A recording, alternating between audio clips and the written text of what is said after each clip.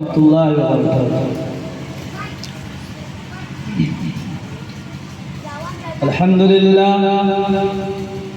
للہ رب العالمین والصلاة والسلام على سید الانبیاء والمرسلین محمد وآلہ واصحابہ اجمعین، اما بعد۔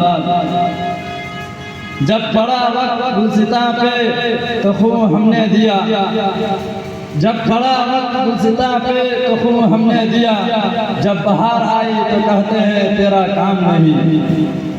قابل قدر اساتذہ کرام، معزز مہمانان اعزام اور دارالعلوم قاسمیہ کے نوشگفتہ پھولو، ہندوستان ایک آزاد اور سیکولر ملک ہے۔ بڑی جد و جہد اور شبانہ روز جاں گسل محنت کے بعد 15 اگست 1947 عیسوی کو یہ ملک آزاد ہوا۔ ملک کی سالمیت و بقا کے لیے مسلمانان ہند نے جو تحریک چلائی وہ آزادی کی تحریک کہی جاتی ہے۔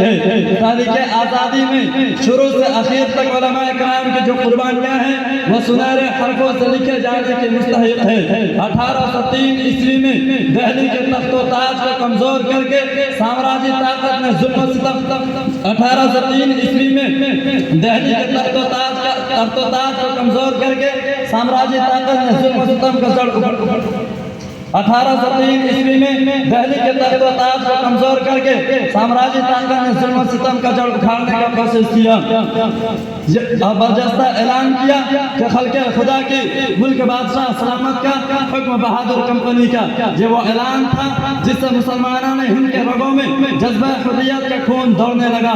ادھر 4 مئی 1799 عیسوی کو تحفظ ملک و ملت کے نام پر مرد خود آگاہ ٹیپو سلطان نے جام شہادت نوش کیا ہی تھا۔ اس موقع سے ایک فاتح لارڈ ہارٹ نے بڑے چیلنج سے کہا تھا کہ آج ہندوستان ہمارا ہے۔ حضرات گرامی، ٹیپو سلطان کی شہادت اور انگریزوں کے برملا اعلان نے زبردست مار کے حق و باطل برپا کر دیا، جس کے نتیجے میں علماء کرام کو بڑی ہزیمتوں کا سامنا کرنا پڑا، مگر بھائی ہم ان کے پائے استقامت میں ذرا بھی لغزش نہیں آئی۔ یہ وہ حالات تھے جن سے متاثر ہونا ایک فطری بات ہے۔ ملک کو محض غلامی سے بچانے کے لیے امام حریت سیدنا شاہ عبدالعزیز محدث دہلوی رحمۃ اللہ علیہ نے جہاد آزادی کا فتویٰ دیا اور فرمایا کہ ہمارا ملک غلام ہو گیا ہے۔ غلامی کو مٹانا اور حصول آزادی کے لیے جد و جہد کرنا ہمارا دینی فریضہ ہے۔ یہ کوئی اعلان تھا یا برتے بے اما؟ سنتے ہی سید احمد شہید رحمۃ اللہ علیہ کی قیادت میں علماء کرام کا ایک وقت میدان عمل میں کود پڑا اور 1818 عیسوی میں امیر علی خان اور جسونت راؤ ہولکر کے فوج میں شامل ہو کر مہم کا آغاز کیا۔ مجاہد ملت سید احمد شہید رحمۃ اللہ علیہ نے بھی ملک کا ہنگامی دورہ شروع کر دیا اور آنن پانن ملک کے ہر گوشہ میں آزادی کی لہر دوڑا دی۔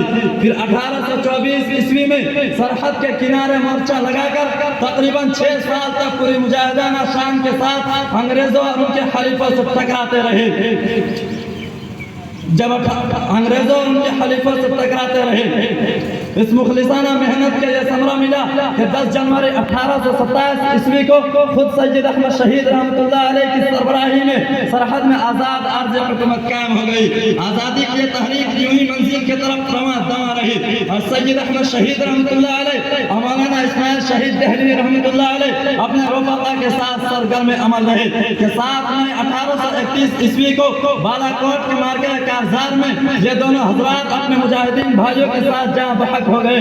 اسلام کے ان 2 سپاہیوں کی شہادت نے زمین کو تہو بالا کر دیا اور ہر طرف اندھیرا ہو گیا، لیکن اس دل سوز سانحہ کے بعد علماء کرام کا جذبہ جہاد اور علم حریت سب نگو نہیں ہوا، بلکہ 1845 عیسوی سے لے کر 1871 عیسوی تک علماء صادق پور کے نام سے ایک گروہ سرحدی علاقوں میں سربگپ رہا، جن کے جذبہ جہاد نے ایسا کوہرام مچایا جس سے برطانوی ایوان اقتدار لرزہ اندام تھا۔ سرحد کا یہ منظر قابل تعجب تو تھا ہی، ادھر جماعت کے دیگر افراد کے قدم غازیانہ نے پورے ملک میں ایک لہر پیدا کر دی۔ جب 1857 عیسوی کا دور آیا تو دہلی کے 34 علماء نے کھلم کھلا جہاد کا فتویٰ دیا۔ نتیجہ یہ ہوا کہ ہر طرف ایک سیلاب امڑ پڑا۔